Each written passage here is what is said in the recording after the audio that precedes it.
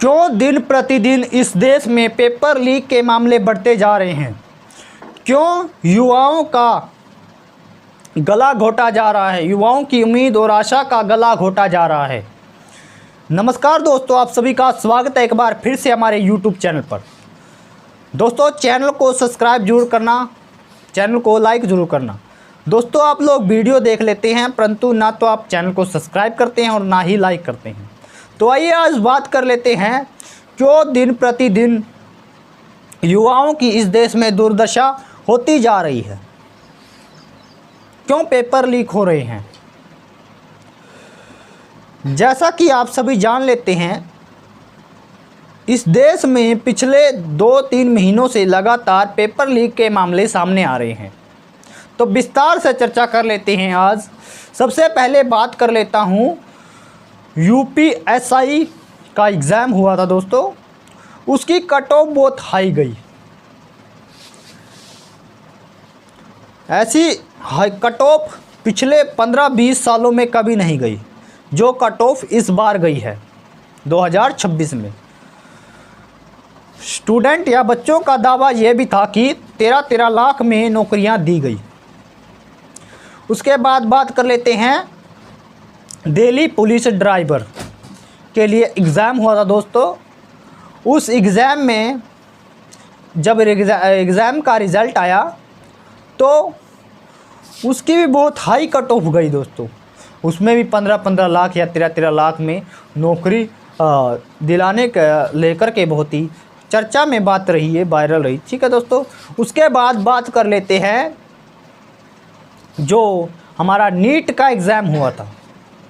NEET exam का paper leak हुआ दोस्तों। युवाओं ने विरोध किया पेपर लीक मामले को लेकर के। फिर जाकर के उस पेपर को रद्द किया गया। अब उसकी दोबारा परीक्षा है। इसी नीट मामले के बीच में कुछ युवाओं ने आत्महत्या भी कर ली। 18 लगभग बच्चों ने आत्महत्या कर ली। तो इसमें सरकार का क्या गया? उसके बाद बात कर लेते हैं यूपी लेखपाल का हाल फिलहाल में एग्ज़ाम हुआ है।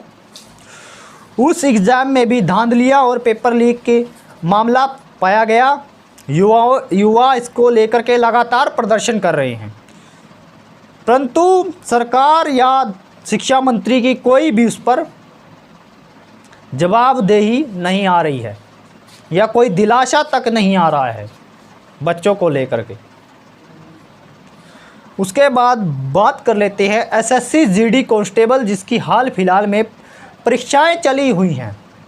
हर दिन भारत के किसी भी सेंटर में गड़बड़ियां देखने को मिल रही हैं। पेपर लीक का मामला देखने को मिल रहा है। हर दिन पेपर लीक का मामला सामने आ जाता है एसएससी जीडी एग्ज़ाम में। उसके बावजूद भी सरकार की कोई प्रतिक्रिया या कोई दिलासा युवाओं को लेकर के नहीं आ रहा है। क्यों युवा की दुर्दशा इतनी खराब हो चुकी है इस देश में? बात कर लेते हैं 2014 की। जब बीजेपी सरकार नई आई थी, तब हर वर्ग को बहुत ही उल्लास और उम्मीद थी इस सरकार से। ख़ास करके युवा में बहुत उम्मीद थी कि अब बिना खर्ची पर्ची के नौकरी मिलेगी और इस देश का विकास होगा और युवाओं का भी विकास होगा।